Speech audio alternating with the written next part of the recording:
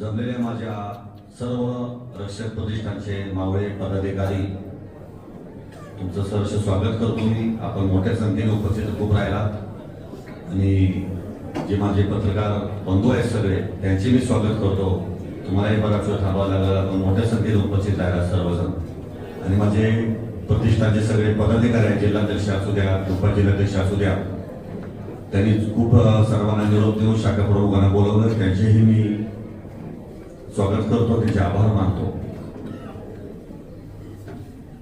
माझे दैवत श्रीमान छत्रपती उदयनराजे भोसले, त्यांना दैवत का बोलतो मी हे अनेक लोकांना प्रश्न पडला असाल. तुम्ही कोणी देव पाहिलाय का? मी तर देव आतापर्यंत कोणी पाहिला नाहीये. पाहिलाय कोणी देव? पण मानवी रूपीत मी देव पाहिलाय, ते माझ्या दैवतांच्या रूपात पाहिलाय. श्रीमान छत्रपती उदयनराजे भोसले यांच्या रूपात पाहिलाय मी देव. आणि समाजासाठी जे करायचंय सगळेच राजकीय लोक करतात, जे माझे महाराज साहेब करतात, जे माझे दैवत करतात, ते कोणी करत नाही, लक्षात ठेवा. सकाळी उठल्यापासून रात्रीपर्यंत जेवढे येतील लोक, मग ते कोणत्या तालुक्यातून आहे, कोणत्या जिल्ह्यातून आले, हे महाराज साहेबांनी आतापर्यंत कधी विसरलं. इतक्या वर्षामध्ये आलेल्या लोकांना होईल तेवढं त्याच्यासाठी काम करणं, त्याच्यासाठी फोन करणं, वेळ प्रसंगी समोरच्या अधिकाऱ्याला दम देणं, हे महाराज साहेबांनी करून समोरच्याची कामं पूर्ण होण्यासाठी खूप प्रयत्न केले. आणि मॅक्सिमम म्हणजे 99% महाराज साहेबांनी जे फोन केले, जे लोकांनी का सांगितले, ते कामं झालेले आहेत. आता काही लोकांना वाटतंय सुशील मोजर रक्षक प्रतिष्ठान चालू केले. हे रक्षक प्रतिष्ठान मी 7 वर्षापूर्वी चालू केलेले. आता फक्त गावोगावी शाखा चालू करतोय मी. शाखा चालू करायचा उद्देश माझा वेगळा आहे. मला वैयक्तिक सुशील मोजर म्हणून कधी उभं राहायचं नाही, इच्छा नाही आणि भविष्यातही नाही. आणि मी कधीच कोणत्या राजकीय पक्षात कधी गेलो नाही आणि मला कधी कोणत्या पक्षात जायचं इच्छाही नाही, मला जायचंही नाही. जे मी करतोय, जे माझे दैवत श्रीमंत छत्रपती उदयन महाराज यांच्यासाठी करतोय, लक्षात ठेवा. त्यांचे जे विचार आहेत, त्यांचे विचार मी गावोगावी पोहोचवायचा प्रयत्न करतोय, लक्षात ठेवा. कारण माझे महाराज गावोगावी जाऊ शकत नाही, ते खासदार आहेत, त्यांना हौस जावं लागतं. आता आज रात्री ते दिल्लीमध्येच आहेत आणि ते गावोगावी जाऊ शकत नाही. तर त्यांचा विचार मी रक्षक प्रतिष्ठानच्या माध्यमातून गावोगावी पोहोचवतोय मित्रांनो. तर काय बोलतात लोक की त्याला उभं राहायचंय मला इलेक्शनला. मला कधी उभं राहायचं नाही, मला राजकारण आवडत नाही, मी कुठेही उभं राहणार नाही, लक्षात ठेवा. हे मी पाठीमागे डिक्लेअर केलेलं आहे. आता तुमच्या माध्यमातून, माझे पत्रकार बंधूच्या माध्यमातून अजून मी तुम्हाला सांगतोय. माझ्या ग्रामीण भागातला, माझ्या शहरी भागातला, माझ्या जिल्ह्यातला तरुण मुलगा, तरुण मुलगी हे पुण्या मुंबई सारख्या ठिकाणी नोकरीसाठी जातात. तिथे कोणतीही अडचण निर्माण झाली तर जे पुण्या मुंबईला नोकरी करतात त्यांना माहिती काय अडचण निर्माण तिथे होतात. अशा लोकांना मदतीचा हात म्हणून रक्षक प्रतिष्ठानची स्थापना केलेली आपण. परदेशामध्ये काही लोक व्यवसाय निमित्त आहेत, नोकरी संदर्भात आहेत. मी 6 वर्ष व्यवसाय निमित्त परदेशामध्ये होतो. माझा रिअल इस्टेटचा व्यवसाय 20-21 देशामध्ये पसरलेला आहे. त्यामुळे 20-21 देशामध्ये माझं जाणलेलं कायम होतं. तर त्या संदर्भात तिथे कुठे गेलो तर माझा मराठी भाषिक, माझा मराठी माणूस, माझ्या ग्रामीण भागातला माणूस, माझ्या जिल्ह्यातला माणूस किंवा माझ्या महाराष्ट्रातला माणूस तिथे कुठेही भेटला, माझ्या परीने होईल तेवढ्यासाठी मी काम करतो. अनेक लोकांचे परदेशामध्ये पगार गेलेले असतात, काही लोकांचे पासपोर्ट जमा असतात. त्या ठिकाणी दुबई पोलीस कलोनल असू दे, दुबई काही शेख असू दे, माझे अत्यंत मित्राचे संबंध आहेत, माझे बंधुत्वाचे मित्र त्यांचे संबंध आहेत. त्यांच्या माध्यमातून मी खूप मोठ्या प्रमाणात काम केले आणि करत आहोत आणि करत राहणार. मित्रांनो, मध्ये आमच्या आता डॉक्टरांनी सांगितलं आणि म्हणजे दुबईमध्ये छत्रपती शिवाजी महाराज जयंती मी घेतो. हो घेतो. प्रथम म्हणून एक संस्था तिथे आहे, ते सागर पाडे म्हणून आहेत ते आणि मी, असं सर्व खर्च कष्टाने केलेला पैशाचा कष्ट तिथं म्हणजे मी तो खर्चाने तिथे करतो. आणि खूप मोठ्या प्रमाणात छत्रपती शिवाजी महाराज जयंती असू दे, छत्रपती संभाजी महाराज जयंती असू दे, मोठ्या उत्सवात आपण तिथे साजरी करतो. सगळ्यांना आनंद होईल की आपल्या मराठी माणसांबरोबर आपल्या भारतातले साऊथ इंडियन, नॉर्थ इंडियन, केरळचे लोक हेही त्याच्यामध्ये सामील होतात। आणि छत्रपती शिवाजी महाराज फक्त महाराष्ट्रापुरते, आपल्या जिल्ह्यापुरते नाही, तो सगळ्या जगामध्ये त्यांचं नाव गेलेलं आहे। माझं नशीब समजतो मी की त्यांची जयंती साजरी करण्यासाठी लोक माझ्याकडे आले, मी त्यांना मदत केली किंवा मोठ्या प्रमाणात आपण साजरी करतो छत्रपती शिवाजी महाराज जयंती, हे माझं नशीब समजतो। मित्रांनो, रक्षक प्रतिष्ठानची आपण स्थापना केल्यापासून गावोगावी आपण शाखा चालू करतो। काही ठिकाणी 30-40 लोक असतात, काही ठिकाणी 200-250 लोक असतात, काही ठिकाणी 500 लोक असतात। लोक गावामध्ये 4 लोक असतील ना एका गावात छोट्याशा वाडीत, त्या ठिकाणी पण रक्षक प्रतिष्ठानची स्थापना करणार मी लक्षात ठेवा। 4 लोकांचे 400 लोक करायची दमक माझ्यामध्ये लक्षात ठेवा।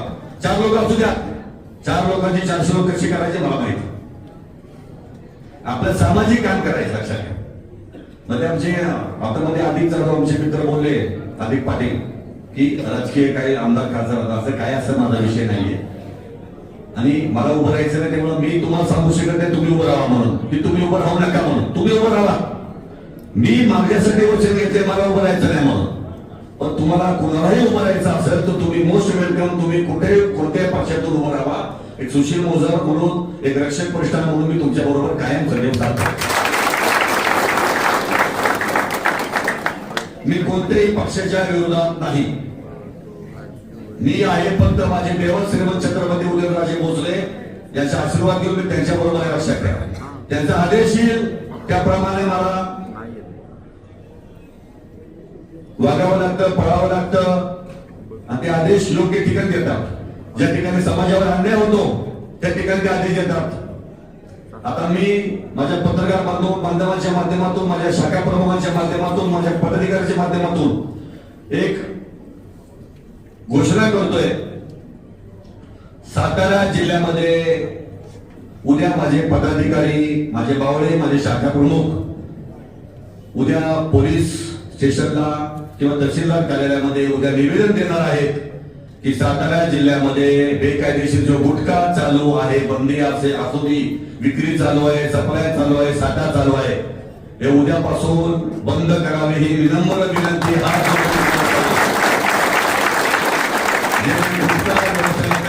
त्यांना मी हात जोडून विनंती करतो, उद्यापासून गुटखा विक्री बंद करा। थोडे दिवस देईल, मी हात जोडून सांगतोय, पुन्हा हात सोडायची वेळ आणू नका, मी ही अजून नम्र विनंती करतोय। काय झालं हे नसता मी मला काय मी व्यसन देण्याचा निर्व्यसनी माणूस आहे। गुटख्यासाठी काय केलं, आज आपल्या पत्रकार बंधू तुम्हाला सगळ्यांना माहिती आहे की काल परवाच आपल्या बघा वरच्या जंगलामध्ये सगळं ते ड्रग्सचा साठा सापडला, सगळ्या एकडीचा साठा सापडला। किती दुर्दैव आहे हो, आपल्या जिल्ह्याचं नाव आपण वाढवतोय, छत्रपतीचे वंशीज आपल्या जिल्ह्यामध्ये आहेत आणि आपल्या व्यवसायात आपल्या जिल्ह्यात काय सापडतं, एकडीचा ड्रग्सचा साठा सापडतो। हे दुर्दैवी बाब लक्षात ठेवा खूप सर्वांसाठी। आता बाकी पोलीस प्रशासन त्याच्या पद्धतीने काम चालू आहे, ते करतील असे पूर्ण त्यांच्याकडून आशा आहे आणि खूप दुर्दैवाची बाब आहे। जिल्ह्याच्या नाव आपलं महाराष्ट्राच्या नकाशावर किंवा भारताच्या नकाशावर जे काल परवा मीडियामध्ये दाखवलं गेलं, सातारा जिल्ह्यामध्ये सापडला एमडीचा साठा। लोक बघतात सातारा जिल्ह्याकडे कसे बघतात, क्रांतिकारीचा जिल्हा आहे आपला। काय लोक काय म्हणजे काय विचार करत असतील बाकी लोक महाराष्ट्रातले, भारतातले, सातारा जिल्ह्यामध्ये काय सापडलं, मध्ये ते सासपड्याचा गुन्हा झाला, सासपड्यामध्ये एका छोट्याशा लहान लेकरावर अत्याचार झाला, त्यावेळेस सातारा जिल्ह्याचं नाव बाहेर ठिकाणी खूप खराब लोकांना म्हणजे खूप वाईट पद्धतीने घेतलं गेलं, असं कसं घडलं म्हणून। त्याही वेळेला रक्षक प्रतिष्ठानचे बावळे माझे पदाधिकारी आम्ही तिथे गेलो, तेव्हा त्यांना मी त्यांच्या कुटुंबाला सांत्वन केलं। सांत्वन करण्यापेक्षा पद्धतीचा हात त्यांना दिला मी। तिथले जे गावातले सरपंच असतील, उपसरपंच असतील, पोलीस पाटील, त्यांना मी बोलावून घेतलं, त्यांना सांगितलं मी राजकीय व्यक्ती नाहीये, याच्यामध्ये राजकारण मला करायचं नाहीये, जर तुम्हाला चांगले वकील द्यायचे असतील तर मला सांगा, मी वकील देतो। तिथून मी ऍडव्होकेट एका मुंबईच्या ऍडव्होकेटला फोन लावला कॉन्सिलरला, की त्याला ते सांगितलं मी की गावाल्यांनो तुम्ही तुमचा वकील सुचवा, त्याचे पैसे मी देतो। वकील फक्त का सुचवायचं मागचं कारण तुम्हाला मी आज सांगतो। एखादा गुन्हा घडला तर गुन्हा घडल्यावर चार्जशीट सुरुवातीपासून जर फिट बनले तर त्याला फासावर लटकू शकतो त्या कामाला आपण. चार्जशीट लूज झाले, त्याच्यामध्ये त्रुटी जर निर्माण झाल्या तर ते जन्मठेपेपर्यंत जाईल, त्याला फाशी शिक्षा होऊ शकत नाही. म्हणजे याच्या मागचं माझं कारण हे होतं की त्याला वकील देण्यात यावं म्हणून. पण पुन्हा मी एक दोन वेळा माझे लोक संतोषला त्यांना तुम्हाला पावते त्यांना पाठवतो त्यांच्या घरी, पण अजून पुन्हा त्यांच्याकडून काय मला निरोप आला नाही. तर तुमच्या माध्यमातून ते त्यांना सांगणं, गावाला सांगण्याची माझी इच्छा आहे की अजूनही मी वकील द्यायला तयार आहे. याच्यामध्ये कोणते राजकारण नाही.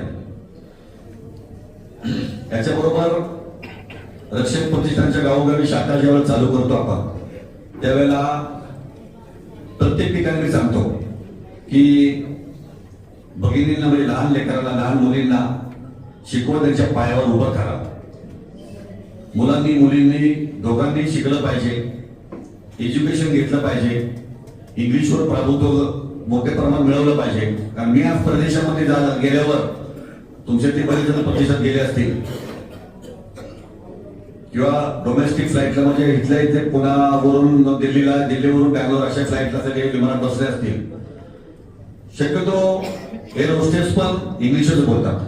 म्हणजे सुरुवात आपण परदेशात जाताना फ्लाईट मधूनच विमानातूनच इंग्लिशची सुरुवात होते लक्षात घ्या. त्यामुळे येणाऱ्या काही काळामध्ये आपण इंग्लिशचे free of cost speaking classes चालू करतोय. ते शनिवार असतील, फ्री ऑफ कॉस्ट असतील, त्याचे पैसे मी स्वतः भरणार आहे. शक्यतो ग्रामीण भागावर फोकस करतोय मी. ग्रामीण म्हणजे शहरातली लोक वाईट असं म्हणत नाही, पण त्यातले त्या ग्रामीण भागातली मुलं मुली किंवा कुटुंब खूप भोळे असतात, खूप प्रामाणिक असतात, खूप इमोशनल असतात आणि एकदा शब्द दिला ना तर शब्दाला जागणारे असतात. त्याच्याबरोबर स्पर्धा परीक्षेसाठी काय आपण हवाले नवीन येणाऱ्या काळात घेतोय, जेणेकरून माझ्या जिल्ह्यातल्या, माझ्या ग्रामीण भागातला, माझ्या साताऱ्यातला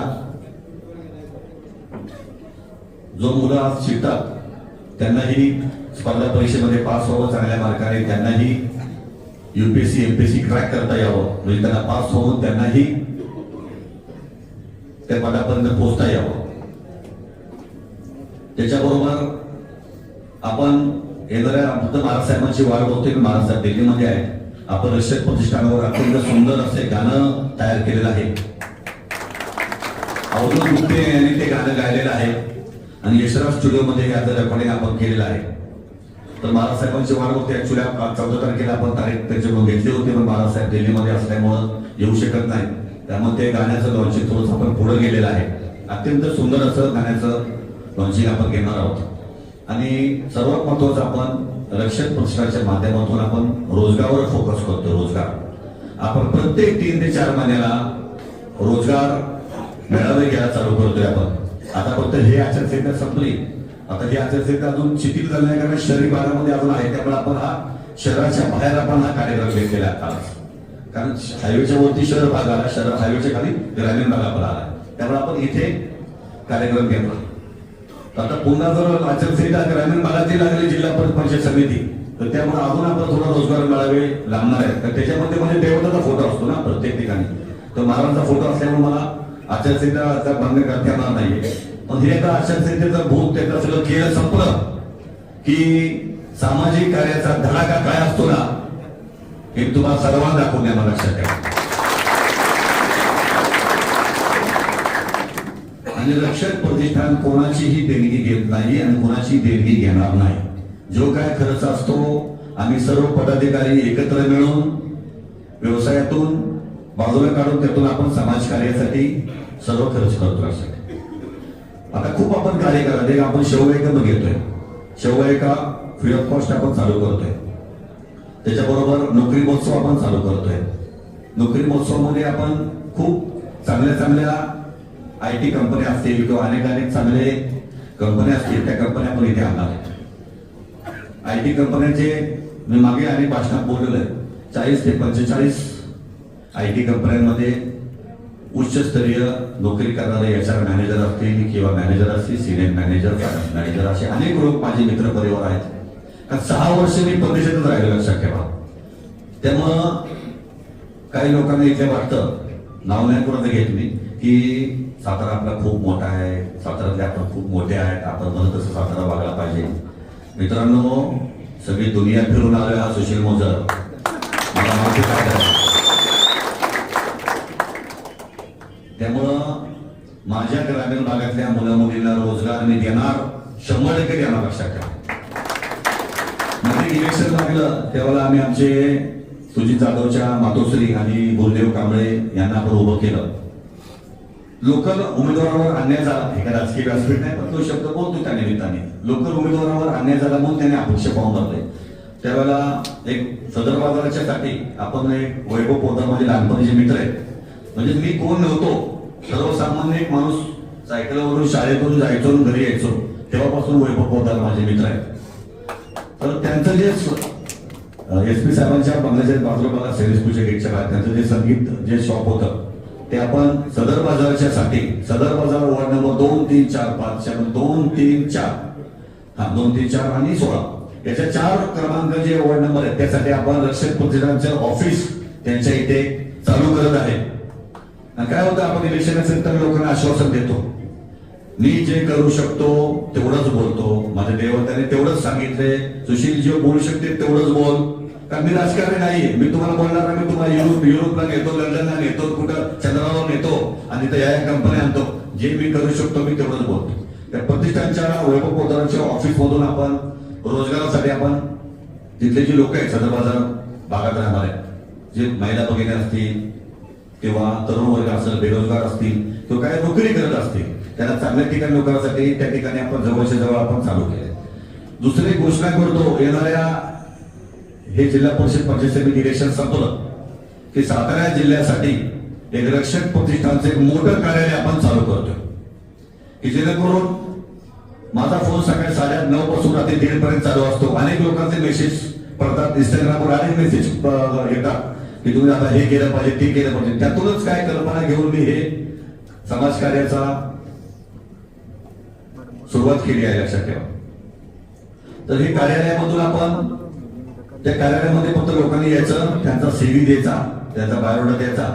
पुढच्या 3, 4, 5 महिन्याच्या कालावधीच्या आतमध्ये त्यांना आपण पुण्या मुंबई सारख्या ठिकाणी, बँगलोर सारख्या ठिकाणी, त्याच्याबरोबर परदेशामध्ये नोकरीच्या संधी त्याला उपलब्ध करून आपण देणार आहोत.